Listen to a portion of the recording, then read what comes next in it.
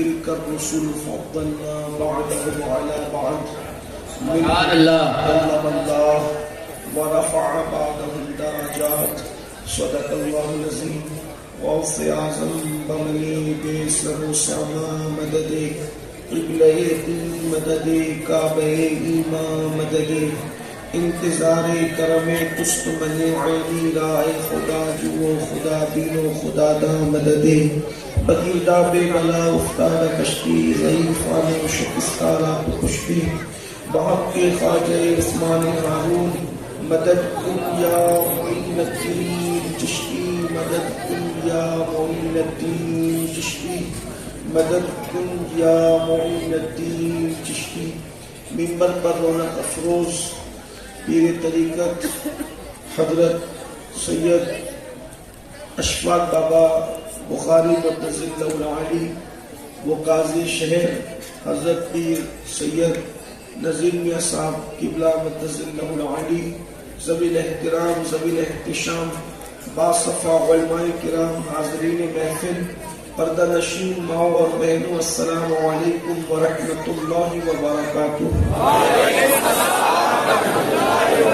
انتہائی احترام و عقیدت کے ساتھ اپنے اور ساری کائنات کی مرکز عقیدت علی سے بے کساں چارہ ساز درد منداں ہم غریبوں کے غمگسار ہم فقیروں کی ثروت شہریار ارم تاجدار حرم نو بہار شفاعت شب اسرا کے دولہا نوشے بزم جنت دانائے سبل مولائے کل ختم الرسل خسرہ خوبا سیاح لامکا وجہ کل فقہ در اللہ المکنون سر اللہ المخزون عالم ما کانا وما یکون آبو دل انبیاء جانو دل اصفیاء مطلع ہر سعادت مقتع ہر سیادت خلاصہ کائنات فخر موجودات حضور احمد مجتبی محمد مصطفیٰ ارواحنا فدا صلی اللہ تعالی علیہ وآلہ وصحبہ وبارک وسلم کی بارگاہ بے کس پناہ میں جس طریقے سے پڑھاؤ بلند آواز سے میرے ساتھ مل کر پڑھے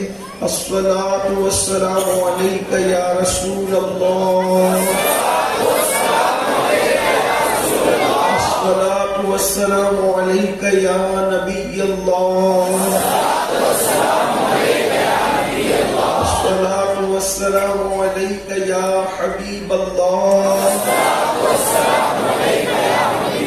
وعلى آلك وأصحابك يا نور الله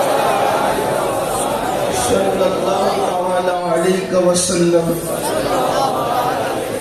وہاں کیا جود و کرم ہے شہبتہ تیرا، وہاں کیا جود و کرم ہے شہبتہ تیرا، نہیں سنتا ہی نہیں مانگنے والا تیرا، دھارے چلتے ہیں عطا کے وہ ہے قطرہ تیرا، تارے کھلتے ہیں سخا کے وہ ہے ذرہ تیرا، فرش والے تیری شوکت کا علو کیا جانے، خسرو عرش پہ اڑتا ہے فریرہ تیرا، اور میں تو مالک ہی کہوں گا کہ وہ مالک حبیب، میں تو مالک ہی کہوں گا کہ وہ مالک حبیب، یعنی محبوب و محب میں نہیں میرا تیرا، اور تیری سرکار میں لاتا ہے رضا اس کو شفیع جو میرا غوث ہے اور لاڈلا بیٹا تیرا، اور وہ غوث کیسا ہے تو وہاں کیا مرتبہ اے غوث ہے بالا تیرا، اونچے اونچوں کے سروں سے قدم آلا تیرا، اونچے اونچوں کے سروں سے قدم آلا تیرا، اور سر بھلا کیا کوئی جانے کہ ہے کیسا تیرا، اولیاء ملتے ہیں آنکھیں وہ ہے تلوا تیرا، سارے اقطاب جہاں کرتے ہیں کعبے کا طواف، کعبہ کرتا ہے طواف در والا تیرا، جو ولی قبل تھے یا بعد ہوئے یا ہوں گے سب ادب رکھتے ہیں دل میں میرے آقا تیرا، اور نہیں کس چاند کی منزل میں تیرا جلوہ نور، نہیں کس گھر کے آئینے میں اجالا تیرا، نبوی می علوی فصل بطولی گلشن حسنی پھول حسینی یہ مہکنا تیرا، نبوی زر عربی برج بطولی منزل حسنی چاند حسینی یہ اجالا تیرا، اور عقل ہوتی تو خدا سے نہ لڑائی لیتے، یہ گھٹائے اسے منظور بڑھانا تیرا، ورفعنا لک ذکرک کا سایہ تجھ پر، ذکر اونچا ہے تیرا بول ہے بالا تیرا، اور جان تو جاتے ہی جائے گی قیامت یہ ہے اب یہاں مرنے پہ ٹھہرا ہے نظارہ تیرا، اور کہتے تو ہے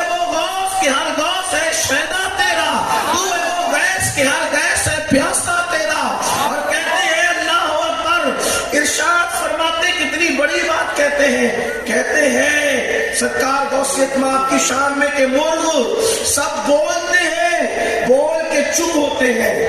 یہ اشعار آپ کو یاد رکھنا ہوگا، ان کے مضمون گفتگو میں آئیں گے۔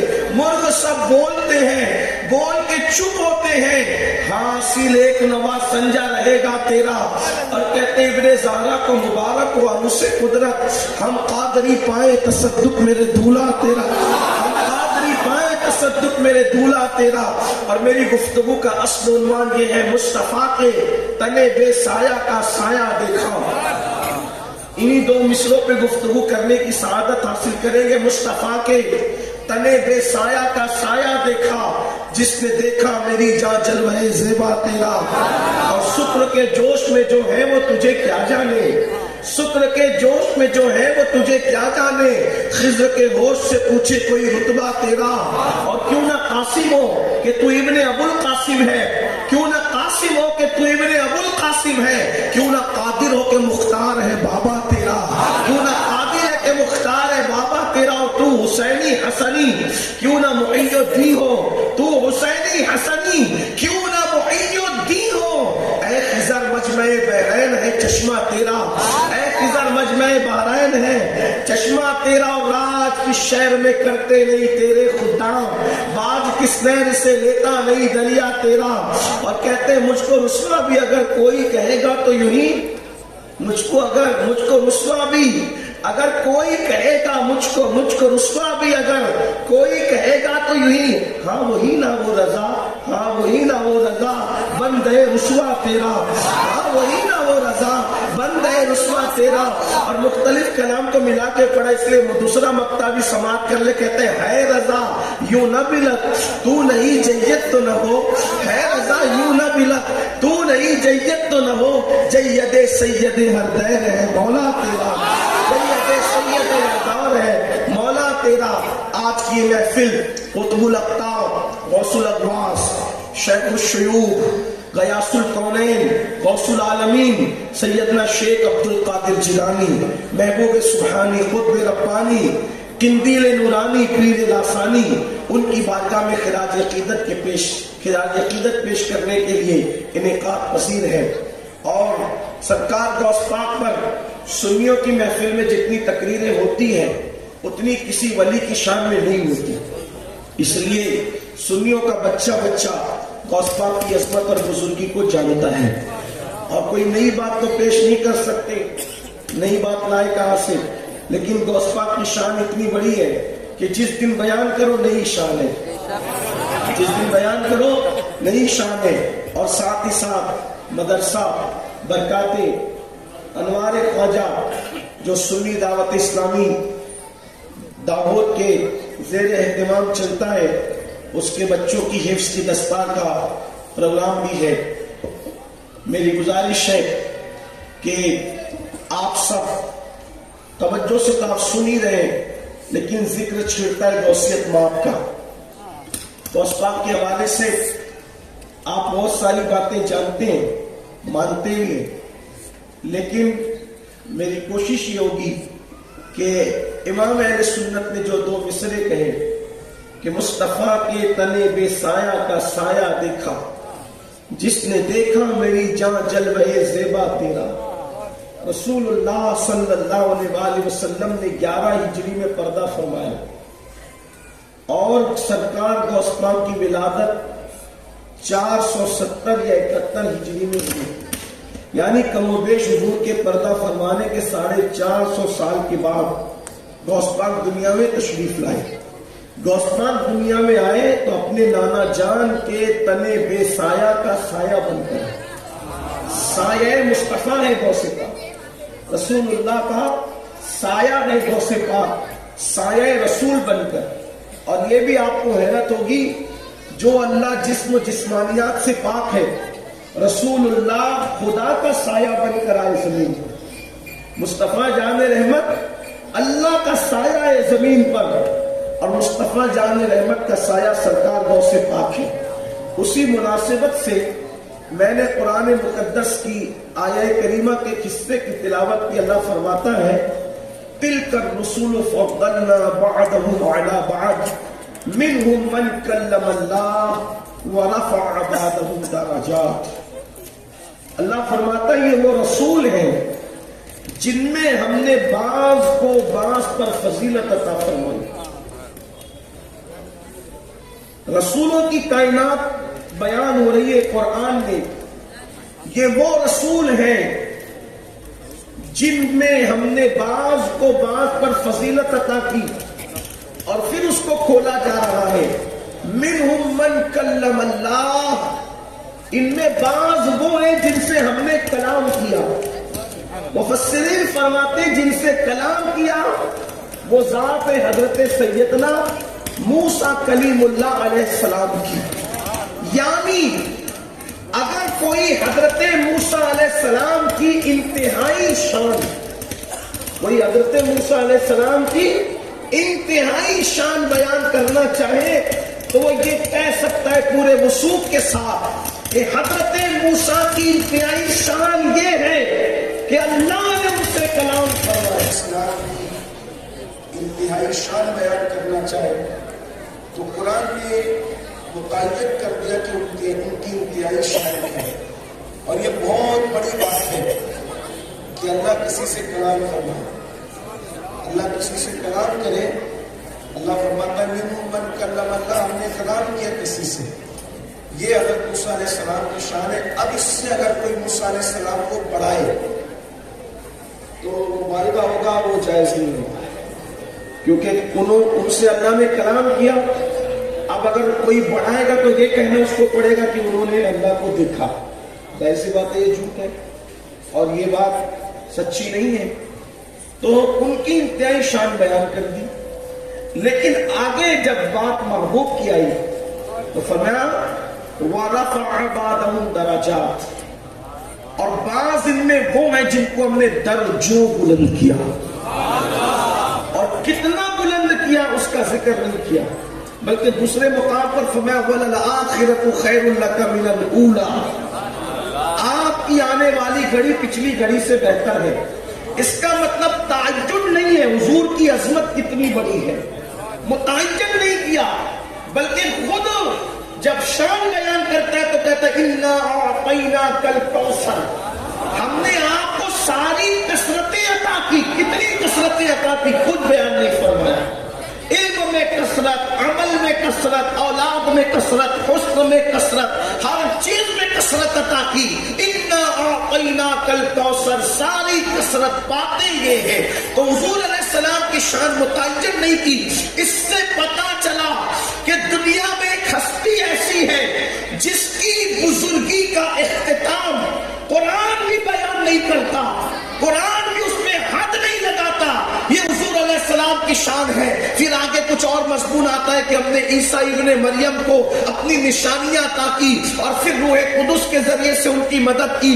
اس طرح کے مضامین قرآن مقدس میں آگے آ رہے ہیں. لیکن اب بات یہ ہے کہ اللہ نے اپنے محبوب مصطفیٰ جان رحمت کے علاوہ جس نبی کو جو نعمت عطا کی اس کی حد، اس کا تعین کر دیا. لیکن جب سید الانبیاء کی باری آئی تو ان کے مقام، ان کی بزرگی، ان کی عظمت کی کوئی حد مقرر نہیں فرمائی.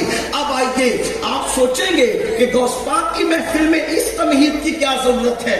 تو غوث پاک کی محفل میں اس تمہید کی ضرورت اس لیے ہے کہ اگر سائے کی عظمت سمجھنا ہے تو اصل کی عظمت آپ کو پتا ہونی چاہیے، تب آپ کو سائے کی عظمت پتا چلے گی. اب سرکار غوث پاک فرماتے ہیں کہ جتنے ولی ہوتے ہیں، اولیاء جتنے ہوتے ہیں، وہ کسی نہ کسی نبی کے قدم پر ہوتے ہیں. مثال کے طور پر کوئی موسیٰ علیہ السلام کے قدم پر ولی ہوا، کوئی حضرت ابراہیم علیہ السلام کے قدم پر ولی ہوا، کوئی حضرت عیسیٰ علیہ السلام کے قدم پر ولی ہوا. کیا مطلب کہ اس ولی کو دیکھو گے تو وہ جس کے قدم پر ولی ہوا ہے اس نبی کی شان کا عکس اس ولی کے اندر نظر آئے گا. جیسے اگر کسی کی ولایت موسوی ہے تو اس میں آپ کو حضرت موسیٰ علیہ السلام کا عکس جمیل نظر آئے گا. اگر کسی کی ولایت ابراہیمی ہے تو حضرت ابراہیم کی زندگی کا عکس اس کی زندگی میں نظر آئے گا. اسی طرح کسی کی ولایت عیسوی ہے تو عیسیٰ علیہ السلام کی ولایت ان کی جو ہے وہ عیسیٰ علیہ السلام کی زندگی کا عکس جمیل اس ولی کے اندر نظر آئے گا. اب غوث پاک فرماتے ہیں ہر ولی کسی نہ کسی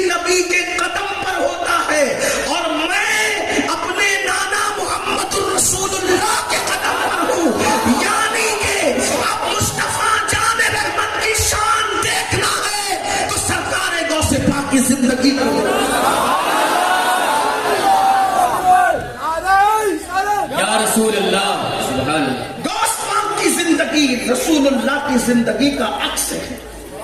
جو چیزیں آپ وہاں پر دیکھ رہے ہیں چونکہ برابری کی ہم بات نہیں کرتے لیکن نسبتوں کی بات کرتے ہیں. دیکھیے میں آپ کو اشارے گناتا ہوں, اب چونکہ بہت تفصیل میں جانے کا وقت نہیں ہے. مثال کے طور پر کچھ انبیاء دنیا میں آ کر نبی ہوئے, جیسے حضرت یوشع ابن نون پوری زندگی حضرت موسیٰ علیہ السلام کی خدمت کی. حضرت موسیٰ کے وصال کے بعد حضرت یوشع ابن نون کو نبوت ملی. ٹھیک اسی طرح کچھ پیدائشی نبی ہوئے, جیسے عیسیٰ علیہ السلام. آپ آتے ہیں پالنے سے کہتے ہیں انی عبداللہ آتانی الکتاب, ہے نا کہ میں اللہ کا بندہ اور اللہ نے مجھے کتاب دی. بھئی نبی تھے تبھی تو جھولے سے بولے. تو بعض نبی وہ جو دنیا میں آ کے نبی ہو, بعض نبی وہ جو پیدائشی نبی ہو. اور میرے آقا کی نبوت پوچھا یا رسول اللہ آپ کب نبی تھے, تو یہ نہیں کہا کہ ماں کے پیٹ سے نبی, یہ نہیں کہا عالم ارواح سے نبی, یہ نہیں کہا کہ دنیا میں آ کے نبی, بلکہ کیا فرمایا جب آدم اور حوا مٹی اور پانی کے درمیان کی منزلیں طے کر رہے تھے اس وقت بھی میں نبی تھا. یعنی ماں کے پیٹ کا معاملہ ہی نہیں ہے, یہ دنیا میں آنے کا معاملہ ہی نہیں ہے, بلکہ حضور نے یہ نہیں بتایا کہ نبی کب بنا, اس لیے کہ جب کب بھی نہیں تھا اس وقت بھی وہ نبی تھے. میرے امام کہتے وہ جو نہ تھے تو کچھ نہ تھا, وہ جو نہ ہو تو کچھ نہ ہو, جان ہے وہ جہان کی, جان ہے تو جہان ہے. بلکہ اس سے اندازہ کر لو کہ جب اللہ نے کائنات نہیں بنائی تھی, کائنات بنانے سے ہزاروں سال پہلے عالم ارواح میں اللہ نے نبیوں کی روحوں کو جمع کیا تھا اور میرے نبی کی نبوت کے ڈنکے بجائے تھے. اللہ قرآن میں فرماتا ہے وَإِذْ أَخَذَ اللَّهُ مِيثَاقَ النَّبِيِّينَ, کہ یاد کرو جب ہم نے نبیوں سے عہد لیا تو گویا کہ کائنات نبوت میں, نبوت کی کائنات میں, عالم ارواح میں جس کی نبوت کے ڈنکے بج رہے ہیں وہ کون ہے؟ وہ آمنہ کا لال محمد الرسول اللہ ہے کہ سال پہلے میرے نبی کی نبوت کے ڈنکے بج رہے تھے. اب ولایت کی کائنات میں دیکھو, کوئی ولی دنیا میں آ کے ولی ہوا, کوئی ولی ماں کے پیٹ سے ولی ہوا. فضیل بن عیاض پہلے جنگلوں میں تھے, توبہ کی ولی ہوئے. بشر حافی میں کھانے میں تھے, توبہ کیے ولی ہوئے. اسی طریقے سے اور اولیاء اللہ کی زندگی کو دیکھیں, حبیب اجمی توبہ کیے ولی ہوئے.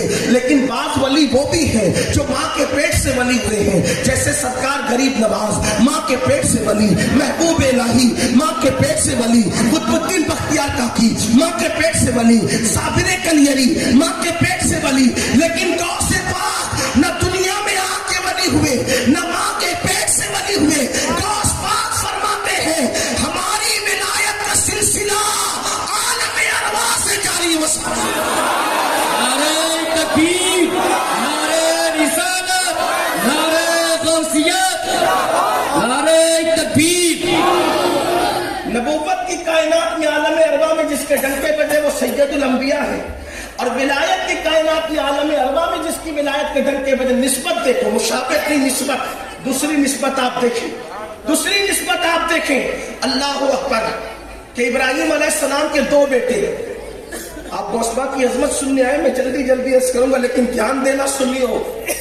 ابراہیم علیہ السلام کے مشہور دو بیٹے, مشہور بیٹے اور بھی لیکن مشہور بیٹے دو. بڑے بیٹے اسماعیل علیہ السلام, چھوٹے بیٹے اسحاق علیہ السلام. اسماعیل نبی ہوئے لیکن ان کے بعد کوئی مشہور نبی نہیں ہوا. نسل اسماعیل خاموش نہیں, بڑے بیٹے کی نسل خاموش نہیں. ٹھیک, چھوٹے بیٹے اسحاق علیہ السلام, اسحاق نبی, یعقوب نبی, یوسف نبی. پھر نیچے آ جائے تو داؤد نبی, سلیمان نبی, ایوب نبی, عزیر نبی, ذوالکفل نبی, موسیٰ نبی, یوشع نبی, اور آخری میں عیسیٰ علیہ السلام تک. بڑے بیٹے کی نسل بالکل خاموش, چھوٹے بیٹے کی نسل میں ڈنکے بج رہے نبوت کے. ٹھیک, نسبت دیکھیں. رسول اللہ کے بھی دو بیٹے, ایک حسن اور ایک حسین. سلبی بیٹوں میں تو حضرت ابراہیم اور قاسم ہے, لیکن ابنا انا و ابناکم کے تحت حضور کے دو بیٹے حسن اور حسین. بڑا بیٹا امام حسن, لیکن حسن کے بعد کوئی امام نہیں. ٹھیک, حالانکہ امام کا معنی یہاں پر میں یہ لے رہا ہوں غوثیت کبریٰ. اس لیے امام حسن کے بعد ان کی نسل میں کوئی امام نہیں. ورنہ اگر عقیدے کی بات دیکھیں تو ہم سنیوں کا عقیدہ ہے کہ نبی کے گھر میں تو پیدا ہونے والا بچہ بچہ امام ہے. یہاں امام بمانا غوثیت کبریٰ کے معنی میں حسن امام، حسن کے بعد کوئی امام نہیں. بڑے بیٹے کی نسل خاموش. حسن امام، امام حسن، ان کے بیٹے امام حسن مثنیٰ. غوثیت کبریٰ کا معاملہ وہاں نظر نہیں آتا. ان کے بیٹے عبداللہ المحض، وہاں بھی نسل خاموش. موسیٰ الجون، نسل خاموش. نیچے نیچے اور بھی دیکھیں آپ. تو گویا کہ حسن امام، حسن کے بعد کوئی امام اس معنی میں غوثیت کبریٰ کے معنی میں نہیں. بڑے بیٹے کی نسل خاموش. چھوٹا بیٹا امام حسین امام، زین العابدین امام، باقر امام، جعفر صادق امام، موسیٰ کاظم امام، علی رضا امام، حضرت تقی امام، حضرت نقی امام، حسن عسکری امام. بڑے بیٹے کی نسل وہاں خاموش، یہاں بھی بڑے بیٹے کی نسل خاموش. چھوٹے بیٹے کی نسل میں نبوت کے ڈنکے، یہاں چھوٹے بیٹے کی نسل میں غوثیت کے ولایت کے ڈنکے. سب کے سب غوث. امام حسین بھی غوث، حضرت زین العابدین بھی غوث، حضرت امام باقر بھی غوث، موسیٰ کاظم بھی غوث. ترتیب سے آتے چلے جائیں. حسن عسکری تک سب کے سب غوثیت کبریٰ کے مقام پر فائز رہے. لیکن نسبت دیکھو غوث پاک کو اپنے نانا سے کیسی ہے. ادھر بڑے بیٹے کی نسل چپ تھی اور لوگ یہ سوچتے تھے کہ بڑے بیٹے کی نسل اتنی چپ ہے کہ کہیں نام نہ مٹ جائے. لیکن اللہ نے بڑے بیٹے کی نسل میں ایک پیدا کیا اور نبیوں کا سردار بنا کر کے نسل اسماعیل میں ایک آیا اور نبیوں کا سردار بن کر آیا. اور ایسا آیا کہ سب پر غالب آ گیا. نعرہ تکبیر، نعرہ رسالت، نعرہ حیدری، شان غوث اعظم، عظمت غوث اعظم. اب یہ نسبت دیکھیں. بڑے بیٹے کی نسل کو لوگ مٹنے کا انتظار کر رہے تھے، لیکن ایک آیا اور سردار انبیاء بن کر آیا. ادھر بھی نبی کے دو بیٹے ہیں. چھوٹے بیٹے میں ولایت کے ڈنکے، بڑے بیٹے کی نسل چپ ہے. لوگ سوچ رہے تھے نسل حسن ختم تو نہیں ہو جائے گی، لیکن اللہ نے ایک کو بھیجا اور ولیوں کا سردار بنا کر کے. نسبت دیکھیں، نسبت دیکھیں. اگرچہ ہم ائمہ اہل بیت پر غوث پاک کو تفضیل نہیں دیتے، لیکن نسبت وہاں سردار انبیاء بن کے یہاں سردار اولیاء. ایک اور نسبت دیکھیں، ایک اور نسبت. غوث پاک کی شان سمجھنی تو ایک اور. جب رسول اللہ آنے والے تھے تو ہر نبی کو کہا گیا کہ ان کے آنے کی خبر دو کہ وہ آنے والا ہے، وہ آنے والا ہے، وہ آنے والا ہے نا. اور جب غوث پاک آنے والے تھے ولی خبر دیتے رہے وہ آنے والا ہے، وہ آنے والا ہے. نسبت دیکھو. امام حسن بصری نے خبر دی وہ آنے والا ہے، ولیوں کا سردار. امام جعفر صادق نے بھی خبر دی وہ آنے والا ہے، ولیوں کا سردار. حضرت جنید بغدادی نے کہا وہ آنے والا ہے، ولیوں کا سردار. شیخ حماد نے اپنے دور میں کہا، حالانکہ وہ استاد تھے، وہ آنے والے ولیوں کا سردار. اللہ اکبر. گویا کہ میرے آقا کی آمد سے پہلے ان کی نبوت کے ڈنکے انبیاء نے بجائے اور غوث پاک کے آنے سے پہلے ان کی ولایت کے ڈنکے اولیاء نے بجائے. احترام کیے گئے، تعظیم کی گئی. ایک مرتبہ سید الطائفہ، زیادہ نہیں پڑھتا، ایک روایت پڑھتا ہوں. ایک بار سید الطائفہ حضرت جنید بغدادی طاؤس العلماء خطبہ دیتے دیتے کہتے ہیں میری گردن پہ بھی آپ کا قدم ہو. مریدوں نے پوچھا حضور آپ نے خطبہ دیتے ہوئے یہ کیا بے جوڑ سا جملہ کہہ دیا کہ میری گردن پہ بھی آپ کا قدم، جبکہ کوئی عنوان کسی قدم کا نہیں تھا. تو سید الطائفہ جنید بغدادی کہتے ہیں جب میں خطبہ دے رہا تھا تو مجھ پہ الہام کیا گیا اسی بغداد میں نبی کا بیٹا ظاہر ہوگا اور وہ کہے گا قدمی حاضی علی رقبت کل ولی جلہ. میرا یہ قدم ہر ولی کی گردن پر ہے، سب ولی گردن جھکائیں گے. تو میں نے سوچا جب وہ کہے گا جب لوگ جھکائیں گے میں ابھی سے اس کے لیے اپنی گردن جھکا رہا ہوں. نسبت دیکھو، نسبت دیکھو، میرے آقا کی آمد سے پہلے نبی ڈنکے بجا رہے، ٹھیک، غوث پاک کی آمد سے پہلے ولی ڈنکے بجا رہے. ایک اور نسبت، جب حضور آنے والے تھے، حضور آنے والے تھے تو حضور کی آمد کی بشارتیں دی گئی. غوث پاک آنے والے تھے تو ان کی آمد کی بشارتیں بھی دی گئی. آپ اٹھا کر دیکھیں جامع کرامات اولیاء میں یہ روایت موجود ہے کہ ایک مرتبہ، حالانکہ یہ صوفیہ کا کشف ہے، یہ روایت محدثین کے اصول پر پوری نہیں اترتی، لیکن چونکہ میں بات ولی ولایت کی کر رہا ہوں تو کشف و کرامت کا ذکر تو ہی تو ہوگا. رسول اللہ سیدہ فاطمہ کے حجرے میں آئے اور آنے کے بعد فرمایا، حسن کا ہے، امام حسن تھے، سینے سے لگایا، چوما، گلے لگایا، بہت پیار دیا. امام حسین ٹکٹکی باندھ کے دیکھتے رہے. ماں تو ماں ہوتی ہے، ماں کی ہمدردیاں چھوٹوں کے ساتھ ہوتی ہے زیادہ. بابا کو دیکھا کہ بڑے بیٹے کو بہت پیار کر رہے ہیں، تب ٹکٹکی باندھ کے دیکھا. سوالیہ نگاہ سیدہ فاطمہ کی حضور نے دیکھ لی. فرمایا، فاطمہ تجھے حیرت ہے آج پوری توجہ حسن کی طرف کیوں ہے؟ جی بابا بیٹی، اس کی وجہ یہ ہے کہ آج جبریل آئے تھے اور کہہ رہے تھے، آقا حسن کی نسل میں اللہ ایک ایسا بیٹا آپ کا پیدا کرے گا جو مقام نبیوں میں آپ کو عطا کیا، ولیوں میں مقام اس کو عطا کیا جائے گا. اسی لیے پیار کیا جا رہا ہے. حضرت ابو صالح موسیٰ جنگی دوست فرماتے ہیں، جب عبد القادر جیلانی پیدا ہونے والے تھے تو میرے خواب میں میرے نانا مصطفیٰ جان رحمت تشریف لائے اور فرمایا، بیٹے تیری اولاد میں وہ بچہ پیدا ہونے والا ہے کہ جو اللہ کا بھی محبوب ہے اور میرا بھی محبوب ہے، جو اس سے محبت کرے گا وہ بھی محبوب بن جائے گا. اور فرمایا، جو مقام نبیوں میں اللہ نے تیرے نانا کو عطا کیا ہے وہ مقام ولیوں میں اللہ تیرے بیٹے عبد القادر جیلانی کو عطا کرے گا. جب رسول اللہ پیدا ہوئے، توجہ، جب حضور پیدا ہوئے اس پورے سال بیٹے ہی بیٹے پیدا ہوتے رہے. اور اٹھا کر کے دیکھو تاریخ، جب غوث پاک پیدا ہوئے تو وہ پورے سال جو وہ بیٹے ہی بیٹے پیدا ہوئے.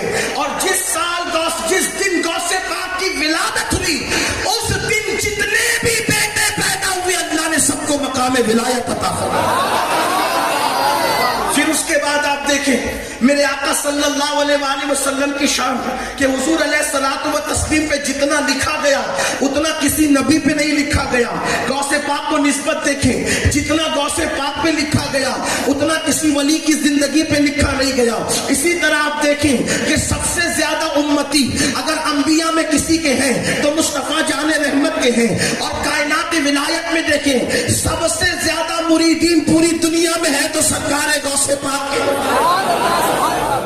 پھر آپ دیکھیں انبیاء کی کائنات میں کہ جو نبی آیا، توجہ کرنا، جو نبی آیا وہ کسی علاقے کے لیے نبی بن کر، کسی خطے کے لیے نبی بن کر، کسی قبیلے کے نبی بن کے. جو شام کا نبی تھا مصر والوں کا نہ تھا، جو مصر والوں کا تھا وہ یمن والوں کا نہ تھا. ایک ایک علاقے کے نبی آئے، لیکن ایک نبی آیا گویا کہ پوری کائنات کا نبی بن کر آیا. پوری کائنات کے نبی، وہ انسانوں کے نبی، وہ جناتوں کے نبی، اللہ اکبر، وہ فرشتوں کے نبی، وہ سب کے نبی ہے کہ نہیں ہے؟ بالکل ہے. فرمایا حضور سب کے نبی بن کر آئے، ہر کالے کے ہر گورے کے، عربیوں کے بھی، اجمیوں کے بھی، مشرق والوں کے بھی، مغرب والوں کے بھی، زمین کے اوپر والوں کے بھی، زمین کے اندر والوں کے بھی.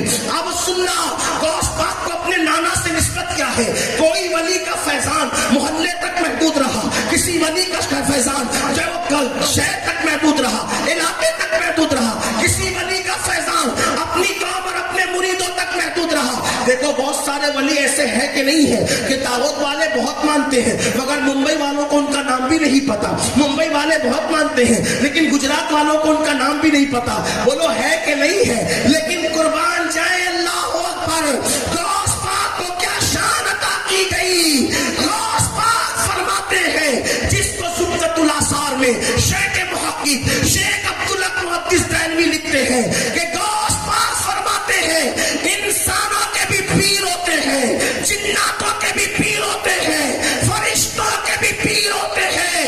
وانا شیخ الکل، میں انسانوں کا بھی پیر ہوں، جنات کا بھی پیر ہوں اور میں فرشتوں کا بھی پیر ہوں. نعرہ تکبیر، نعرہ رسالت، شان غوث اعظم.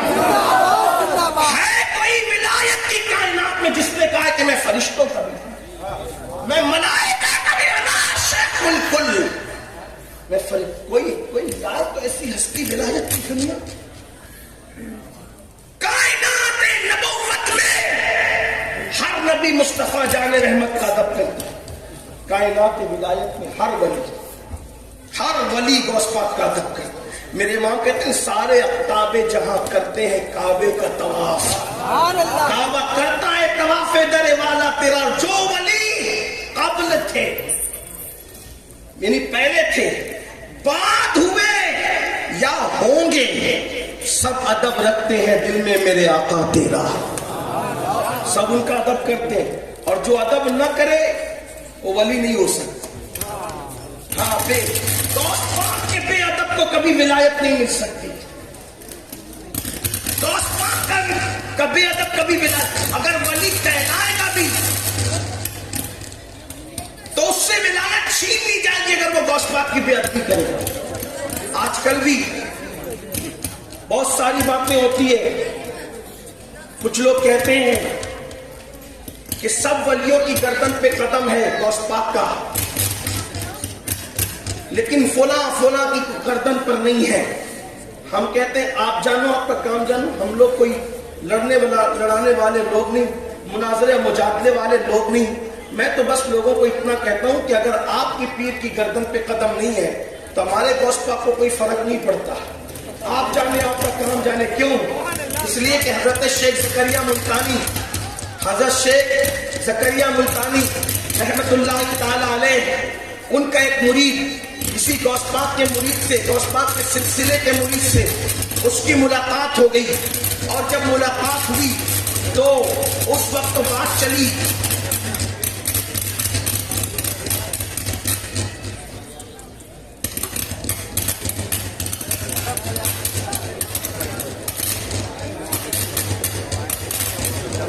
شریف پڑھنے کی مہربانی آپ کی بات.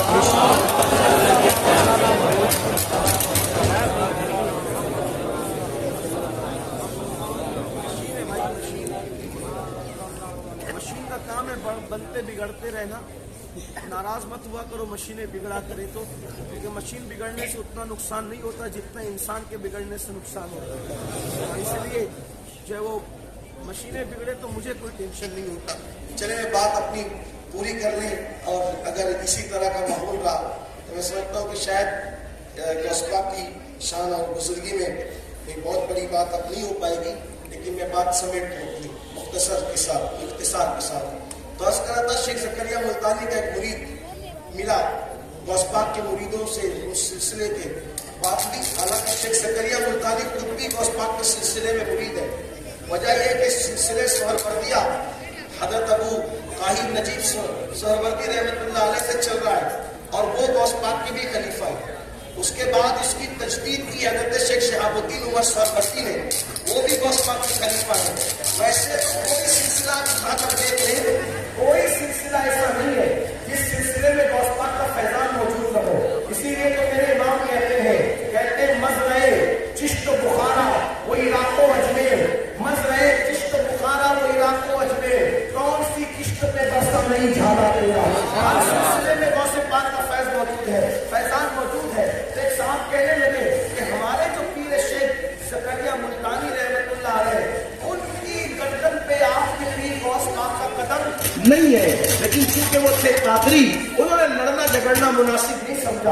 انہوں نے فرمایا کام کرتے چلو بھائی یہ معاملہ تمہارے پیر سے ہی پوچھ لیتے ہیں کہ تمہارے پیر صاحب اس بارے میں کیا کہتے ہیں. جب وہاں پہنچے تو وہاں پہنچنے کے بعد کہا حضرت آپ کا مرید کیا کہتا ہے؟ کہا فرمایا کیا کہتا ہے؟ کہا حضور وہ یہ کہہ رہا ہے کہ آپ کے پیر کا قدم یعنی غوث پاک کا قدم ہمارے پیر و مرشد کی گردن پر نہیں ہے.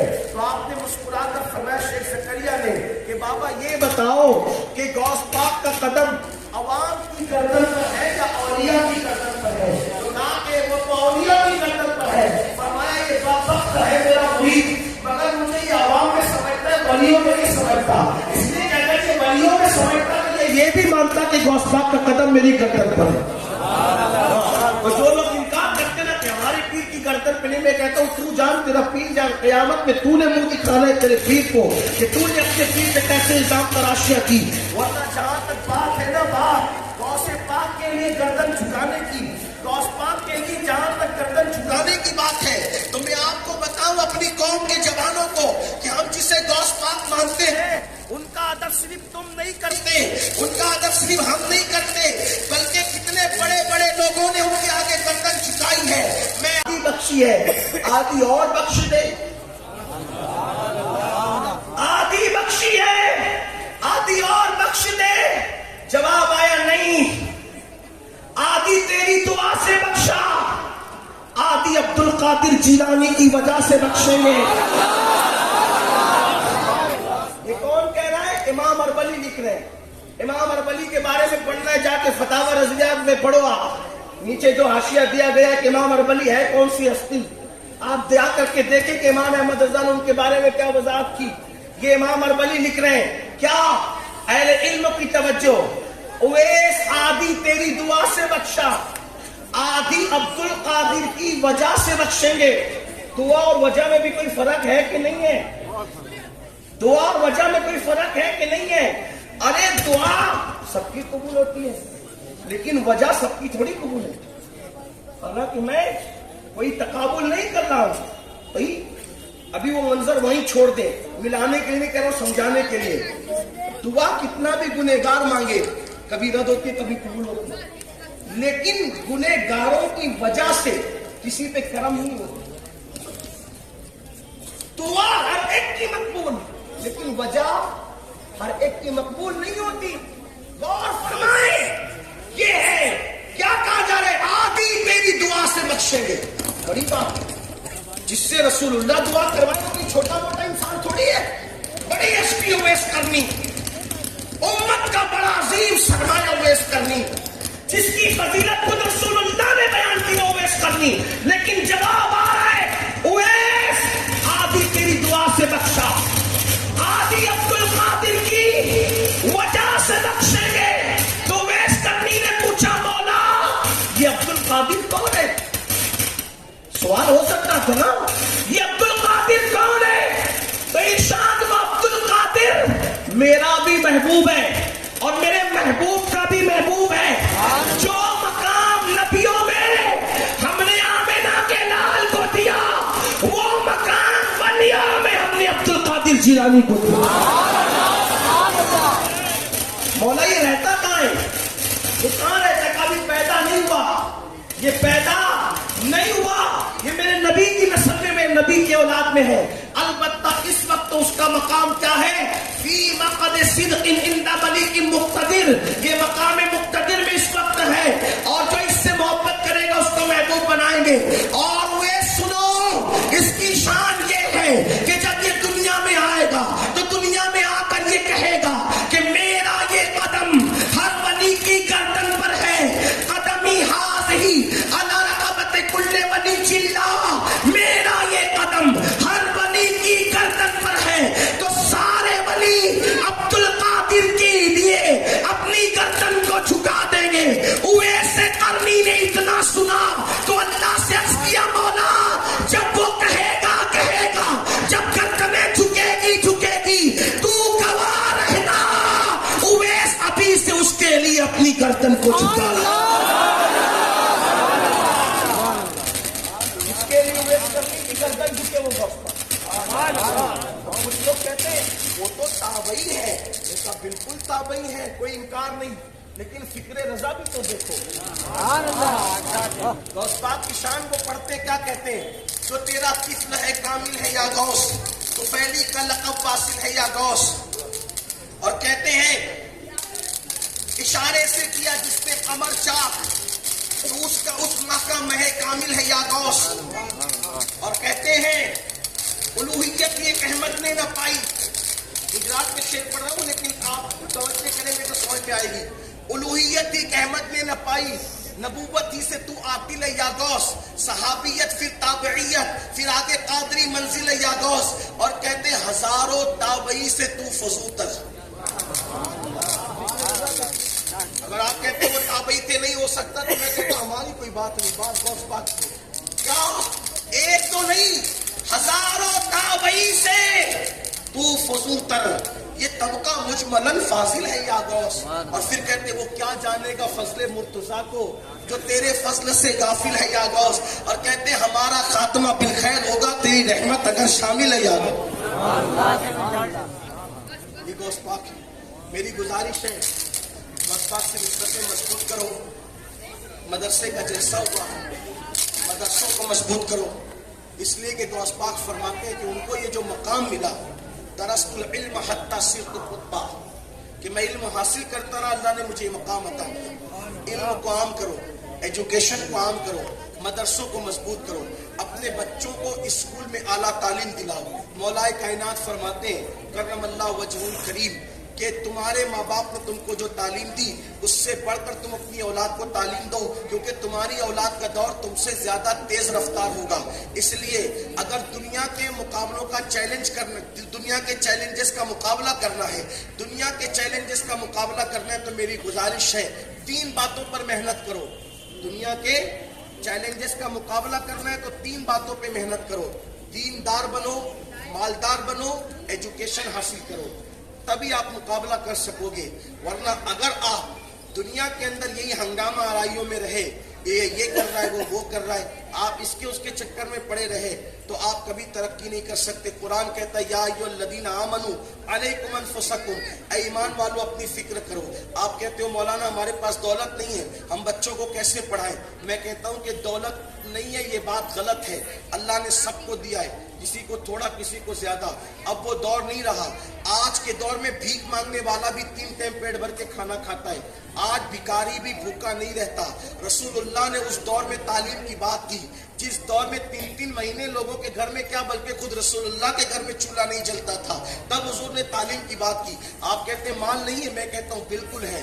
جو سگریٹ میں آپ خرچہ کرتے ہو اس سے اپنے بچوں کی تعلیم کا انتظام ہو سکتا ہے. جو گٹکے کھا کر کے تھوک دیتے ہو اس سے 1 مہینے کا گھر کا کسی کا راشن آ سکتا ہے. ہاں جلسوں میں تم ایک خطیب کو جتنے پھولہار پہنا دیتے ہو اس میں آپ کسی طالب علم کی اسکول کی فیس بھر سکتے ہو.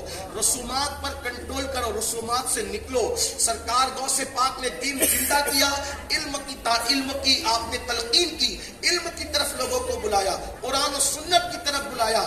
باتیں بہت ہو سکتی تھی لیکن میں آپ سے بس اتنا کہتا ہوں کہ تعلیم کو عام کرو، علم کو عام کرو. 3 باتیں، دیندار بننا، مالدار بننا، ایجوکیشن حاصل کرنا. اس لیے کہ جو قوم مالدار نہیں ہوتی اس قوم کا ایمان بچانا بھی آسان نہیں ہوتا. ہمارے بزرگوں نے فرمایا غربت کبھی کبھی انسان کو کفر تک لے جاتی ہے. آج کا غریب بلال کی طرح نہیں ہے کہ مار کھاتا رہے گا، احد کرتا رہے گا. آج تو حال یہ ہے کہ اگر بیٹی کو رشتے نہیں آتے تو لوگ بدعقیدوں کے ہاتھ میں بھی ہاتھ پکڑا کر کے رخصت کر دیتے ہیں.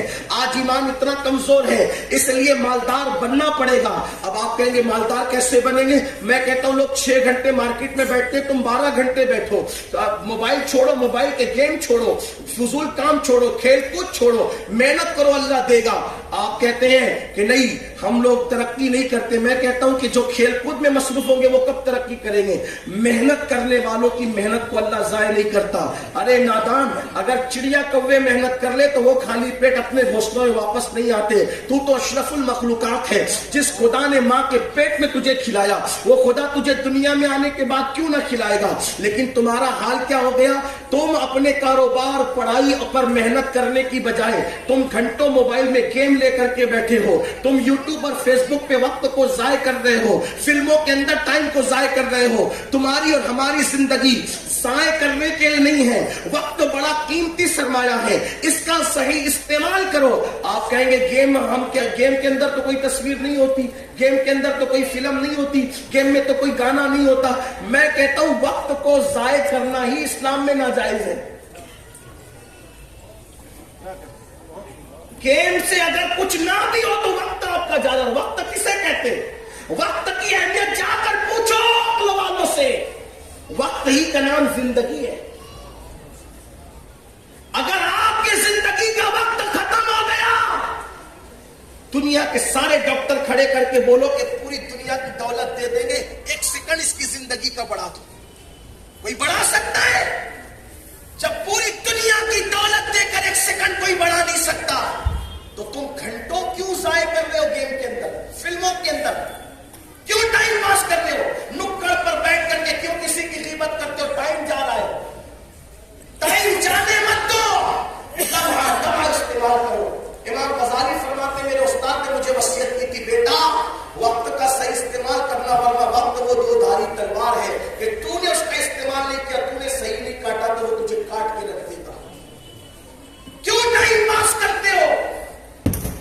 میرے آقا علیہ الصلوۃ والتسلیم کے غلاموں صوفیہ فرماتے ہیں،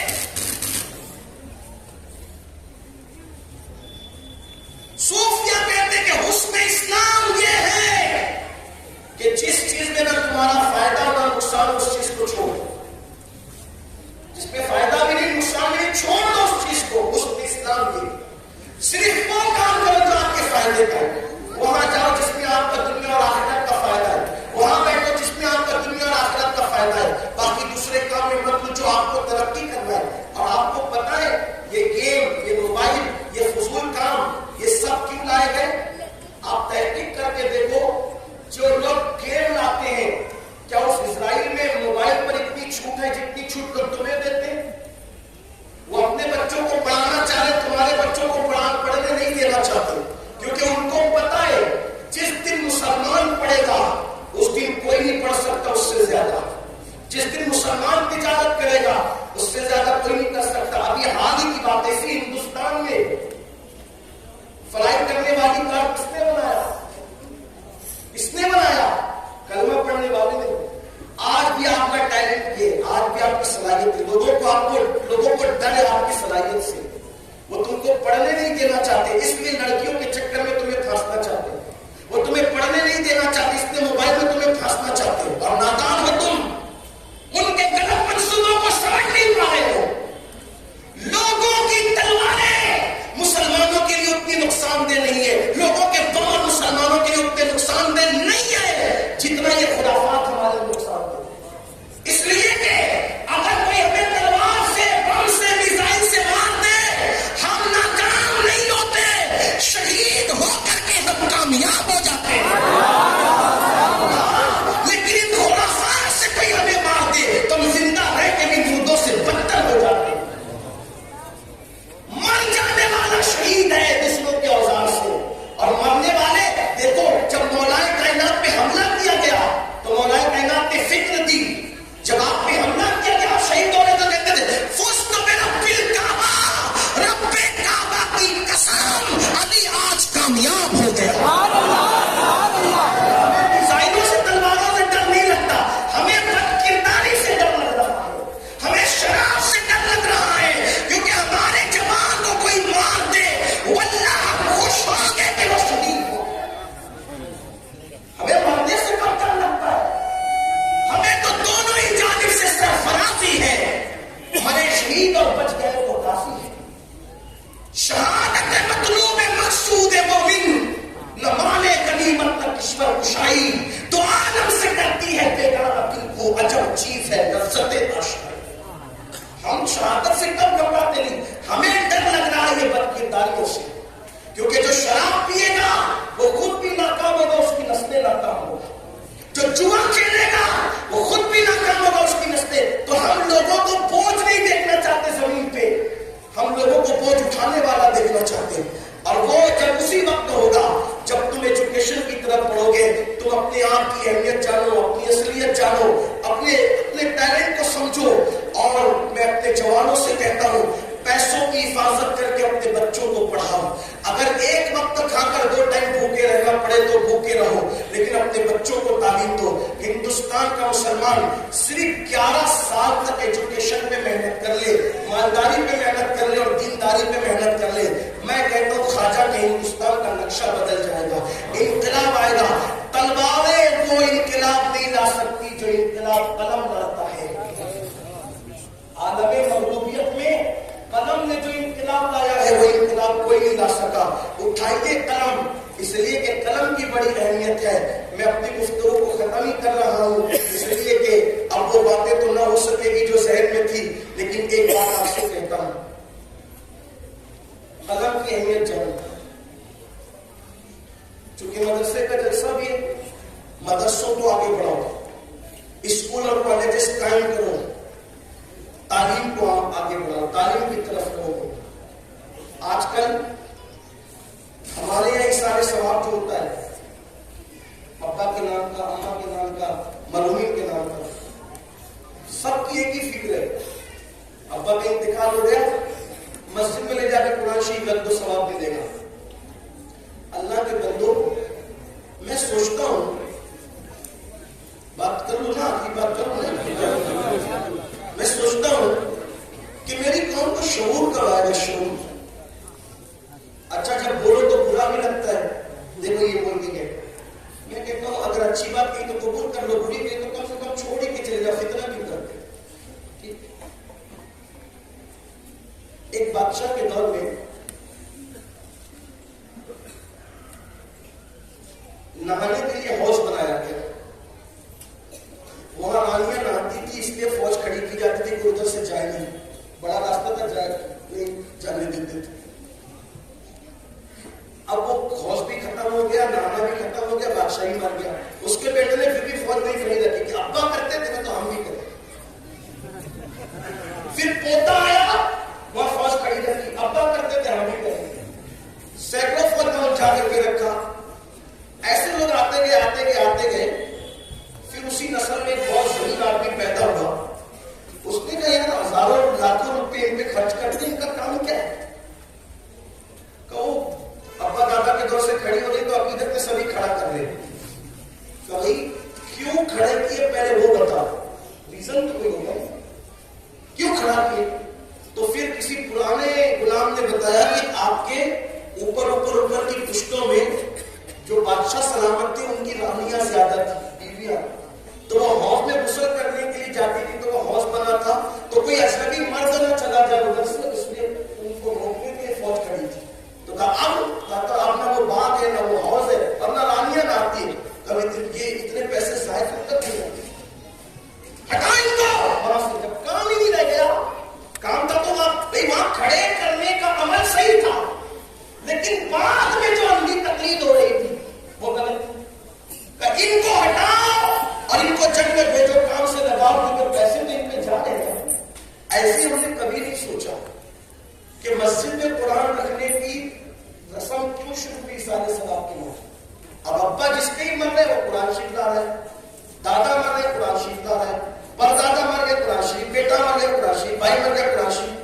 ایک مسجد میں سینکڑوں قرآن شریف جمع ہو گئے، تھپی کے تھپے لگتی جا رہی ہیں. اور قرآن پڑھنے والے کتنے ہیں؟ اگر آپ برا نہیں مانیں گا تو میں آپ سے کہوں اگر 500 لوگ مسجد میں آتے ہیں تو ان میں 50 بھی لوگ وہ قرآن پڑھ کے نہیں گئے. دور پہ دور جمی ہوئی ہے. اور دے کیا ہے؟ قرآن شریف. شاہجہانی مسجد میں جا کے دیکھو قرآن شریف کتنے، دلی کی جامع مسجد میں دیکھو، آپ کے داودی کی مسجد میں جا کر میرے ساتھ اگر ابھی چل سکتے ہو تو چلو دیکھو پڑھنے والے کتنے اور قرآن کتنے. اور سارے ثواب کے نام پہ قرآن دیا جائے. میں کہتا ہوں اللہ کے بندو، یہ جب قرآن مسجد میں دیے جا رہے تھے نا اس وقت تو ہاتھوں سے قرآن لکھے جاتے، پڑھنے والوں کی کثرت تھی. اس وقت تو ضرورت تھی مسجد میں دینا. اب تو رکھے تھپی کے تھپی. تو عیسیٰ علیہ السلام کے نام پہ وہ کام کیوں کرتے ہو جس میں آپ کا پیسہ صحیح طور پہ یوٹیلائز نہیں ہو رہا ہے؟ آپ مسجد میں قرآن دینے کی بجائے اپنے مرحوم باپ کے اصالے ثواب کے لیے کسی طالب علم جس کے پاس قلم نہیں اس کو قلم دے دو. اگر اس کے پاس کتابیں نہیں تو کتابیں خرید کے دے دو. اگر اس کے پاس یونیفارم نہیں تو وہ دے دو. اگر وہ اسکول کی فیس نہیں بھر سکتا تو وہ دے دو. کیا ضروری ہے کہ تھپی بڑھا ہوا ہے قرآن مقدس میں؟ مجھے قرآن دینے سے انکار نہیں ہے، مفہوم مخالف قرآن نہیں دینا، لیکن ایصال ثواب کا مطلب ہے کہ آپ نے کوئی ثواب کا کام کیا اور اس کو اپنے کسی مرحوم کے لیے ایصال کر کے، یہی تو ثواب ایصال ثواب. اور کیا ہے؟ جس چیز کی ضرورت ہے اس کی طرف آؤ. اور علم کے میدان میں کسی کی مدد کرنا کتنی بڑی چیز ہے. یہ میرے مرشد سیدنا مخدوم اشرف جاکر سمنانی سے پوچھو. لطائف اشرفی میں مخدوم صاحب کا یہ ملفوظ موجود ہے کہ قرآن کی ایک آیت کی 70,000 ظاہری تفسیریں یہ علماء جانتے ہیں. ٹھیک؟ تو قرآن کی کوئی ایک آیت کا ایک ہی معنی حتمی طور پر اس وقت تک مقرر نہیں کر سکتے جب تک اللہ رسول نے اس کو مخصوص کر دیا ہو. ٹھیک ہے؟ علماء جانتے ہیں تخصیص آپ نہیں کر سکتے. معنی بہت ہے. آپ کہیں گے بہت معنی ہے، میرے کا ظاہری معنی 70,000 ہے اور باقی تو الگ ہی ہے. ٹھیک؟ وہ کیسے؟ میں نے کہا جب غالب اور اقبال کے ایک ایک شعر پر اتنی بڑی بڑی کتابیں لکھی جا سکتی ہے، جب بندوں کے کلام کے اتنا معنی ہو سکتے ہیں تو خالق کے کلام کے کتنے معنی؟ بغیر سمندر ہے، بغیر کنارے کا سمندر ہے، وہ ڈوبتے جائیے معنی نکالتے ہیں جس کے بعد جتنا علم ہوگا. بلکہ آپ کو بتاؤں امام جعفر صادق تو یہاں تک فرماتے ہیں کہ قرآن سے جس کی دوستی ہو جاتی وہ آج بھی قرآن خود اپنا معنی بتاتا ہے اس کو. اگر اتنا ڈوب جائے تو قرآن کی آیت خود بتاتی ہے کہ میرا معنی کیا ہے. اس کو آپ دیکھنا تو امام عبداللہ شاہرانی کی کتاب میں اٹھا کر کے دیکھو کہ قرآن بھی اپنا معنی بتاتا ہے. لیکن یہ منزل ان کو ملتی ہے جو اس میں ڈوب جاتے ہیں, جو بیچارے پیچھے دسویں اور گھر کے افتتاح کے علاوہ کبھی قرآن کو ہاتھ ہی نہیں لگاتے. ان لوگوں کو قرآن کیا معنی بتایا ہے, وہ تو نظر نہ جھگڑوں میں مصروف ہے. قرآن پڑھنے والوں نے اتنا پڑھا کہ قرآن سے ان کی دوستی ہو گئی. حضرت غوث پاک کا معمول کا 15 سال تک روزانہ رات کو قرآن شریف پڑھتا تھا, ہر رات قرآن پڑھتا تھا. پڑھنے والوں نے اتنا پڑھا, بلکہ قرآن کو قرآن کہنے کی وجہ یہ ہے کہ وہ سب سے زیادہ پڑھا جاتا ہے. اس کے نام کی وجہ 12 عرض یہ کر رہا تھا کہ علم کے میدان میں مدد کرنا کا مکتوب صاحب فرماتے ہیں. قرآن شریف کی آیت ہے وَيَقُولُ الْكَافِرُ يَا لَيْتَنِي كُنتُ تُرَابًا. اس کا معنی ظاہر یہ ہے کہ قیامت کے دن کافر یہ تمنا کریں گے, یا لیتنی, یہ تمنا کریں گے کاش کنت ترابا, کہ ہم مٹی ہو جاتے. تراب کا مطلب ہے مٹی, کہ ہم کیا ہو جاتے مٹی, تاکہ اللہ کا عذاب ہمیں برداشت کرنا نہ پڑتا. یہ ہو جاتے مٹی. یہ ایک معنی ہو گیا اس میں. اب مخدوم صاحب فرماتے اس کا ایک معنی یہ بھی ہے کہ جب قیامت کا دن ہوگا تو قیامت کے دن تراب نام کا ایک کافر, انہوں نے بڑا تراب سے مراد مٹی نہیں بھی, بلکہ کیا فرمایا کہ تراب نام کا ایک کافر قیامت کے دن جب جنت میں جا رہا ہوگا تو کافر تمنا کریں گے یا لیتنی کنت ترابا, کہ کاش ہم بھی تراب ہو جاتے, ہم بھی تراب ہوتے. اور وہ جو کافر, جو تراب نام کا کافر تھا, جب وہ جنت کی طرف جا رہا ہوگا تو دوسرے کافر اس سے پوچھیں گے کہ تراب تو ہمارے مذہب پر تھا, تو بھی تو کافر تھا, تو بھی تو بت پرست تھا, اور کافروں پہ جنت حرام ہے, مشرکوں پہ جنت حرام ہے, تو کیسے جنت میں جا رہا ہے. تو تراب اس دن ان کو بتائے گا کہ یقیناً تم جو کہتے وہ سچ ہے کہ میں تمہارے مذہب پہ تھا, لیکن ایک مرتبہ میں ایک گلی سے گزر رہا تھا تو میں نے دیکھا وہاں ایک مسلمان کا بچہ طالب علم اپنے قلم سے کچھ لکھ رہا تھا, تو اس کا قلم اس کے ہاتھ سے گر گیا. وہ اونچائی پہ بیٹھ کے لکھ رہا تھا, اس کا قلم اس کے ہاتھ سے گر گیا. تو میں نے سوچا یہ بچہ نیچے اترے گا, قلم اٹھائے گا, پھر اس کے بعد کام میں لگے گا. تو میں نے اس کی مدد یہ کی کہ اس کا گرا ہوا قلم اٹھا کر کے اس بچے کے ہاتھ میں دے دیا. تو اتنے عمل پر اللہ نے مجھے مرنے سے پہلے ایمان کی دولت عطا فرمائی, اور موت کے بعد اللہ نے مجھے جنت عطا فرمائی. اس نے خرید کے قلم نہیں دیا, اس نے لا کر کے نہیں دیا, اسی بچے کا طالب علم کا گرا ہوا قلم کافر نے اس کو اٹھا کر کے دے دیا. تو ایمان کی دولت ملی اور آخرت میں جنت ملی. بتاؤ جو کسی طالب علم کا قلم گرا ہوا اٹھا کر دے, اللہ اس پہ اتنا کرم کرتا ہے. تو جو اپنے پیسوں سے طالب علم کو قلم خرید کر کے دے گا, اللہ اس کو کیا عطا کرتا ہے. اس نے علم کی راہ کی طرف پیش قدمی کرو, ایصال ثواب کرنا ہے, بہت سارے کام کرتے ہو, ذرا علم کی طرف بھی توجہ کرو. مجھے امید ہے کہ میری قوم اس پہ توجہ کرے گی. انشاءاللہ پھر کبھی غوث پاک پہ بیان ہوگا, خطاب ہوگا. اللہ غوث پاک کے فیض و برکات سے ہم سب کو مالا مال فرمائے. اعلان یہ ہے کہ داؤد شہر میں 2 مسجدیں تعمیر ہونے جا رہی ہے. ایک مسجد ہے مولا علی مسجد, یہ ابھی اس کی زمین خریدی جا رہی ہے. مجھے بتایا گیا مہنگی زمین ہے, بڑا جو ہے وہ ان کا بجٹ ہے, اور ابھی زمین انہوں نے خریدی نہیں ہے, یعنی کہ طے ہو گیا معاملہ, لیکن پیسے نہیں دی گئے. میں لوگوں کو اکثر کہتا ہوں کہ تعمیر میں تو سبھی دیتے, دینا بھی چاہیے, لیکن تعمیر 200 سال 300 سال کے بعد تو بدلتی رہے. زمین کا معاملہ بہت خاص ہوتا ہے, کیونکہ اگر آپ نے زمین خریدنے میں پیسہ دے دیا تو زمین تو ہمیشہ ہے, تو آپ کو ثواب ہمیشہ ملتا ہے. تعمیر کرنے والوں کو بھی ملے گا, لیکن جو زمین کا معاملہ ہے وہ الگ بات ہے. بلکہ جس نے زمین میں پیسہ لگایا, اب جتنے لوگ اس مسجد میں آ کے سجدہ کریں گے ان کے ثواب میں کمی کے بغیر اللہ اس سارے سجدوں کا ثواب زمین دینے والوں کو عطا فرمائے. جیسے مثال کے طور پہ ابھی ہم لوگوں نے عشاء کی نماز پڑھی, الحمدللہ اللہ کی توفیق سے باپو کی ابتدا میں عشاء کی نماز پڑھی. لیکن عشاء علماء سے پوچھئے کیا میں دوبارہ عشاء پڑھ سکتا ہوں؟ دوبارہ عشاء پڑھ سکتا ہوں؟ نہیں. تیسری بار پڑھ سکتا ہوں؟ چوتھی. اگر پڑھ لی تو وہ نفل ہوگی, وہ عشاء صحیح ہے نہیں؟ مسئلہ صحیح ہے. یعنی ایک آدمی عشاء کا ثواب ایک ہی بار کما سکتا ہے، لیکن وہ تو لے آیا سستا سودا، بیچ رہے ہیں جنت کا. ہم مفلس کا مول چکائیں اپنا ہاتھ دکھا کے. کچھ لوگ ایسے ہوں گے جن کے نام اعمال میں 500 عشاء لکھی ہوگی، کسی کے نام اعمال میں 1000 فجر لکھی ہوگی، کسی کے نام اعمال میں 5000 جمعہ لکھے ہوں گے. وہ کہے گا مولا یہ کیا ہے؟ ارشاد کا بندے تو نے مسجد کی جو زمین وقف کی تھی نا، تو اس پر جتنے لوگوں نے عشاء پڑھی ان کے ثواب میں کمی کیے بغیر وہ سب کے برابر ثواب تجھے عطا کیا. اتنے بندوں نے جمعہ پڑھا، ان سب کے جمعہ کا ثواب میں کمی کیے بغیر اتنے جمعہ کا ثواب اللہ نے تجھے عطا فرمایا. یعنی دیکھو تو صحیح کتنا بڑا کام ہے. اس لیے اگر زمینیں خریدی جائیں سنیوں کی مسجدوں کے لیے تو آپ اس میں رقم دیں، لگائیں، اس لیے کہ دنیا میں سب یہی رہ جانے والا ہے. جو لگاؤ گے وہ وہاں ملے گا. حدیث پاک ہے جو اللہ کی راہ میں دیتے ہیں اللہ ان کو قرض حسنہ عطا کرتا ہے. جو اللہ کی راہ میں دیتے ہیں وہ یا وہ اللہ کو قرض حسنہ دیتے ہیں.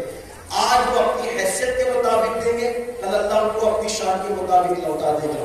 اس لیے میری گزارش ہے کہ آپ مسجد کی زمین میں بھی دیں، اور مسجد غوثیہ اس کے تعمیری کام کا معاملہ ہے، اس کی تعمیر میں بھی لگائیں. کیونکہ جو مسجد میں ایک اینٹ لگاتا ہے اللہ اس کو پوری مسجد تعمیر کرنے کا ثواب عطا کرتا ہے. اور جو مسجد تعمیر کرے اس کے لیے حدیث پاک میں آتا ہے اگر کوئی چڑیا کے گھونسلے کے برابر بھی مسجد بنائے تو اللہ اس کے لیے جنت میں محل بنائے گا. میری گزارش ہے اللہ نے جس کو بھی دیا اللہ کی راہ میں دیتے ہو.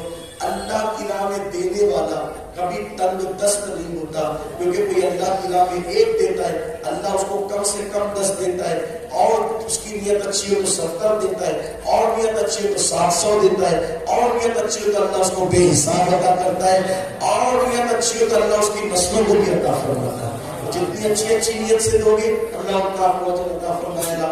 سنی دعوت اسلامی ایک طویل عرصے سے آپ کی دعوت میں کام کر رہی ہے. میری گزارش ہے کہ ہفتہ واری شکلوں میں آپ شرکت فرمائیں، قافلوں میں شریک ہوں، اور نوجوان سنی دعوت اسلامی سے جڑیں. کیونکہ سنی دعوت اسلامی کا مقصد کیا ہے؟ ہم چاہتے ہیں 3 عین. توجہ آپ کی، سنی دعوت اسلامی کا مقصد کیا ہے؟ 3 عین. ہم 3 عین چاہتے ہیں. ایک عین علم کو عام کرنا، دوسرا عین عمل کو عام کرنا، اور تیسرا عین عشق مصطفیٰ کو عام کرنا. ہمارا مقصد 3 عین ہے، علم، عمل اور عشق.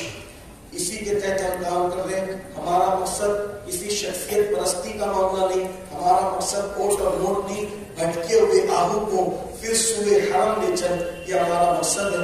اس لیے جوانوں سے کہتا ہوں کہ آپ تحریک سے جڑیں، تحریک کے اجتماع میں شرکت کریں. یوں تو علماء سنت کی جہاں کہتے ہو ہر جگہ شرکت کریں، لیکن خاص طور پہ کہتا ہوں کہ ہفتہ واری اجتماع میں شرکت آپ کو کرنا چاہیے. مدرسہ جو انوار خواجہ ہے، انوار خواجہ، اس میں آپ بڑھ چڑھ کر کے حصہ لیا کریں. سنیوں کے جتنے بھی ادارے چلیں، جو بھی تنظیمیں، ادارے ہیں، مدرسے ہیں، مسجدیں، سب پر آپ کی کوششیں ہونی چاہیے. اس لیے کہ کام کرنے والوں کی آپ مدد کریں گے انشاءاللہ تو آپ آگے بڑھو گے. جی اور آپ سے یہ کہتا ہوں سنی آپس میں مل جل کے رہیں، متحد رہیں، سلسلوں کے نام پہ نہ لڑیں، تحریکوں کے نام پہ نہ لڑیں، اداروں کے نام پہ نہ لڑیں. کیونکہ ہم سنی ہیں مطلب ہم صوفی ہیں. اور تصوف کیا ہے؟ مالا جپنے کا نام تصوف نہیں. یہ کام تو اور بھی لوگ کرتے ہیں، مالا جپنے والا کام اور بھی لوگ کرتے ہیں، لیکن آپ سے یہ کہتا ہوں اصل تصوف یہ ہے جوڑنا. اصل تصوف کیا ہے؟ جوڑنا، توڑنا نہیں، جوڑو. اللہ جوڑنے والوں کو پسند کرتا ہے، توڑنے والوں کو اللہ پسند نہیں کرتا. ایسی بات مت کرو جس سے فتنہ پھیلے، ایسے کام مت کرو جس سے فتنہ ہو. یاد رکھنا روزے توڑنے پڑے، نفل روزے توڑ دو، لیکن کسی کا دل مت توڑو. کیونکہ روزہ نفل توڑ دو گے تو کل قضا کرو گے، دل توڑو گے تو اس کی قضا کب کرو گے. جوڑنے کا کام کرو، یہی تصوف ہے. ایک مرتبہ حضرت سیدنا خواجہ نصیر الدین چراغ دہلوی کے پاس ان کا ایک مرید آیا. لوگ کہتے ہیں تصوف بیان کرو. میں نے کہا دل جوڑنے سے بڑا کوئی تصوف نہیں ہے. یہ بات یاد رکھنا، دلوں کو جوڑو بس، یہ بڑا تصوف ہے. اور دل کو خوش کرنے سے بڑا کام عبادت کوئی ہے نہیں. بندے کا دل خوش کرو گے اللہ خوش ہوگا. اللہ تک پہنچنے کے راستے بندوں کے دلوں سے ہو کر جاتے ہیں. سرکار دوسری بات فرماتے ہیں میں نے اللہ سے پوچھا اللہ تو کہاں ہے میں تجھے کہاں ڈھونڈوں؟ اللہ نے فرمایا غریب اور کمزوروں کی جا کے ان کے درمیان بیٹھ تو مجھے وہیں پہ پائے گا. مالداروں کو بہت زیادہ سر پہ بٹھا کے غریبوں کو لات مارنے کا کام نہیں کرنا. مالدار بھی اللہ کے غریب بھی اللہ کے دونوں کے ساتھ برابر سلوک کرو. سب کے ساتھ پیار کرو. پیار تو پیار ملے گا. خواجہ نصیر الدین شہاب دہلوی کے پاس مرید آیا حضور یہ آپ کے لیے تحفہ لایا ہوں کینچی قبول فرما. حضور آپ کے لیے تحفہ. دیکھو مخدوم صاحب مخدوم سیدنا علی رحمٰن نے بہت پیاری بات کہی. فرمایا اللہ والے زمین کے اوپر ہو یا اللہ والے زمین کے اندر ہو جب ان سے ملنے جایا کرو تو خالی ہاتھ مت جایا کرو. تم اللہ والوں کے پاس خالی ہاتھ نہیں جاؤ گے تو اللہ تمہیں وہاں سے خالی ہاتھ نہیں لوٹائے گا. ہاں اس لیے میں آپ سے کہتا ہوں آپ نے نام خانوں کے پیچھے اور مقرروں کے پیچھے بہت خرچہ کیا. اب ذرا اپنے مسجد کے اماموں کا بھی خیال کرو. جو مقرر ایک گھنٹے کے لیے آتا ہے اس کو اچھا کھلاتے بھی ہو اچھا پلاتے بھی ہو ٹھاٹ باٹ سے رکھتے بھی ہو. بعد میں جاتے جاتے مقرر صاحب آپ کو ڈانٹ کر بھی جاتے ہیں سب برداشت کرتے ہو دوبارہ پھر تعریف مانتے ہو ہے نا. حالانکہ سب ایسے نہیں ہے لیکن وہ امام جو آپ کے بچے کان میں اذان دینے بھی آئے گا آپ کے ابا کے مرنے پہ جنازہ پڑھنے بھی آئے گا تیجے کی فاتحہ کرنے بھی آئے گا چہروں کے لیے اشارے ثواب کرنے بھی آئے گا. ان اماموں کی آپ کتنی قدر کرتے ہو ان کو کتنی مرتبہ دعوت دیتے ہو ان کو کتنی مرتبہ نذرانہ دیتے ہو. یاد رکھیے اپنے اماموں کی قدر کیجیے اپنے مؤذنوں کی قدر کیجیے اپنے علاقے کے لوگوں کی قدر کیجیے. میں یہ نہیں کہتا کہ مقرروں کو مت جاؤ ان کو ایسا نہیں کہہ رہا ہوں لیکن آپ سے کہتا ہوں جو رات دن تمہاری خدمت پہ لگائے تم نے اس کی کبھی دعوت نہیں کی نہ قدری کی اماموں کا یہ حشر کیا بلکہ اماموں کو تم نے غلام بنا کے رکھا. وہ قوم کبھی امام نہیں بن سکتی جو اماموں کو غلام بنائے. جب تک تم اماموں کو ہر جگہ امام نہیں مانو گے اس وقت تک اللہ تمہیں امامت عطا نہیں فرمائے گا. اس لیے اپنے اماموں کی قدر کرو جب ان سے ملو ان کو کچھ نہ کچھ دیا کرو. میں کوئی اماموں سے سیٹنگ کر کے نہیں آیا ہوں میں وہ آدمی بھی نہیں ہوں یہ بات یاد رکھنا. ہاں الحمدللہ میں قادری فقیر و قادری جب میں گھر سے نکلتا ہوں تو اتنا جیب میں لے کے نکلتا ہوں کہ خرچہ سفر کا واپس آنے تک میرے ساتھ ہے. اتنا یاد رکھنا. اللہ جھوٹوں پہ لعنت کرتا ہے. میری کوئی اماموں سے کوئی سیٹنگ نہیں ہے لیکن یہ میرے دل کا درد ہے. آج اپنے بچوں کو امام بھی بنانا چاہ رہا ہے. کیوں؟ کیونکہ تم اماموں کی وہ ناقدری کرتے ہو. ہاں اگر جج آئے تو کھڑے ہو جاؤ گے امام آئے تو نہیں کھڑے ہوں گے. وکیل آ جائے تو اس کے آگے ہاتھ باندھو گے امام کے آگے ہاتھ نہیں باندھو گے. کیوں؟ جو اللہ کی بارگاہ میں روزانہ 5 وقت تیرے آگے کھڑے رہتا ہے تو اس کی کوئی قدر نہیں کرتا. گھروں میں شادیاں ہوگی تو لوگ آئیں گے پڑھے لکھے ایم پی آ جائے ایم ایل اے آ جائے یہ آ جائے وہ آ جائے ان کو الگ سے دسترخوان لگا کے کھلاؤ گے اور امام کو بولے گے امام صاحب ذرا بیٹھو ابھی تھوڑا سا ٹائم ہے. یہ نا تمہاری فکر ہنسنے کی بات نہیں ہے. جو اپنے آگے کھڑے رہنے والے کی قدر نہ کرے وہ قوم کبھی آگے نہیں جا سکتی. اس لیے جو بچے فارغ ہو رہے یہ غریبوں کے بچے فارغ ہوتے ہیں کیونکہ امام بھی اپنے بچے کو امام بنانا نہیں چاہتا کیونکہ وہ جانتا ہے کہ چپراسی کو اتنی تنخواہ ملتی ہے جتنی امام کو نہیں ملتی. یہ صورت حال ہے. بیداری لانا ہوگی. اپنے اماموں کو اتنا دو کہ ہر بندہ سوچے کہ میں بھی اپنے بچے کو امام بناؤں. فکر ختم ہو رہی ہے آپ کی سوچ کو زوال آ گیا ہے. تو میں آپ سے کہتا ہوں میرے مخدوم میرے مرشد مخدوم سیدنا علیہ رحمٰن نے فرمایا اگر اللہ والوں کے پاس خالی ہاتھ نہیں جاؤ گے تو اللہ تمہیں بھی خالی ہاتھ وہاں سے نہیں لوٹائے گا. اور امام سے بڑا اللہ والا کون ہے؟ امام سے بڑا اللہ والا کون ہے؟ اللہ والا کس کو سمجھتے ہو؟ گردن جھکا کے بیٹھنے والے مغرور کو. ارے تقویٰ گردن میں نہیں ہے تقویٰ دل میں. جو 5 وقت کی نماز سب سے آگے کھڑے رہ کر کے پڑھا رہا ہے اس سے بڑا بھی کوئی اللہ والا ہوگا. چلے کوئی اگر میری بات کی انکار کرے گا تو میں قرآن پڑھتا ہوں. اللہ فرماتا ہے کونوا ربانیین. اللہ فرماتا اللہ والے ہو جاؤ. کونوا ربانیین اللہ والے بن جاؤ. کیسے بنیں گے اللہ والے؟ کیا بنا کیسے بنیں گے؟ 2 شرط لگائی. تعلمون الکتاب وبما کنتم تدرسون. کتاب کا علم دو کتاب کا درس دو اس کی برکت سے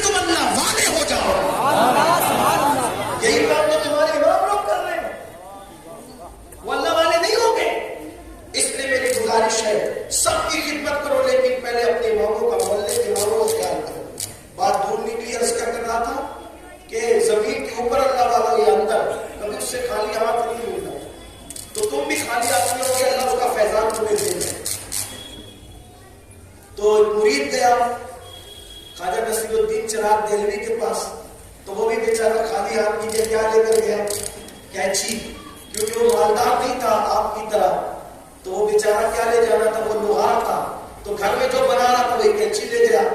पीर साहब ने देखा कैंची, बेटे ये क्या है, हुजूर लोहार और कैंची बनाना जानता हूँ, आपके लिए तोहफे में लाया। बेटा तू लोहार है ना, तो सिर्फ तू कैंची तो नहीं बनाता, तू सुई भी तो बनाता है। जी हुजूर सुई भी बना लेता हूँ। बेटा हमारे पास कैंची न लाया करो, हमारे पास सुई लाया करो।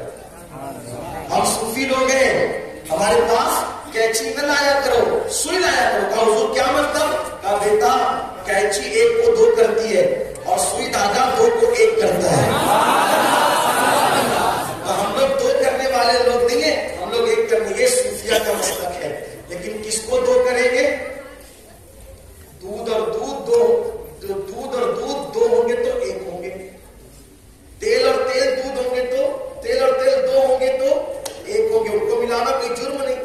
फल्ली के तेल में फल्ली के तेल को मिलाना कोई जुर्म नहीं, दूध में दूध को मिलाना कोई जुर्म नहीं, घी में घी को मिलाना कोई जुर्म नहीं। जुर्म क्या है? भैंस के दूध में गाय का दूध डालो, ये जुर्म है। दूध में पानी डालो, ये जुर्म है। ठीक, फल्ली के तेल में पाम तेल डालो, ये जुर्म है। तो मैं आपको जुर्म की बात करने नहीं आया, मैं आपको प्यार की बात करने के लिए आया हूं कि मिलना किसमें है, दो किसने होना है? जिसकी जिन्स एक हो। दूसरी जिन्स वाले को लाके मिलाओगे तो जुर्म होगा ना भाई। दूध में दूध डालो तो दूध बढ़ेगा कि नहीं बढ़ेगा, लेकिन दूध में पानी डालो तो वो दूध की क्वालिटी खराब हो जाएगी। तो यही कहने आए हो, दो को एक जरूर करो, मगर किन दो को एक करो? दोनों एक होने वाले हो। मतलब क्या? आशिक रसूल को आशिक रसूल से एक करो, आशिक वली को आशिक वली से एक करो। लेकिन जो दूध के सामने पानी की हैसियत रखते हैं, जो हुजूर से वफा करने की बजाय गद्दारी करें, बेअदबी करें, तो उनके लिए फिर क्या है? तो उनके लिए बरेली से आवाज आती है, दुश्मन अहमद पे शिद्दत कीजिए, मुल्हिदों की क्या मोहब्बत कीजिए, खैर में जल जाए बेदीनों के दिल, या रसूल अल्लाह की कसरत कीजिए। शिर्क ठहरे जिसमें ताज़ीम हबीब, उस बुरे मजहब पे लानत कीजिए, कीजिए चर्चा उन्हीं का सुबह शाम, जाने काफिर पर क़यामत। इन दो को एक करना, ये काफी हो गया। हाँ, घालमेल नहीं करना, घालमेल नहीं करना, मेल मेल करना। कहा कि मिला दूध दूध मिलेगा तो वही बरकत ही होगी। तो मेरी गुजारिश है, अहले सुन्नत आपस में मुत्तहिद रहे, मुत्तफिक रहे। अल्लाह ताला सबको तौफीक दे। नूरी बाबा की तरफ से क्या है? 500 रुपये किसी ने नूरी बाबा की तरफ से दिया, और गोस्ता की मस्जिद की जगह के लिए देखो, ये ऐलान अलग करना, वैसे मस्जिद दोनों में जगह फर्क है ना, एक तामीर वाली जगह का मामला है। ये 1000 रुपये गोस्ता की तरफ से आ गए। आप हजरात जिसको देने लगे। अस्सलाम वालेकुम।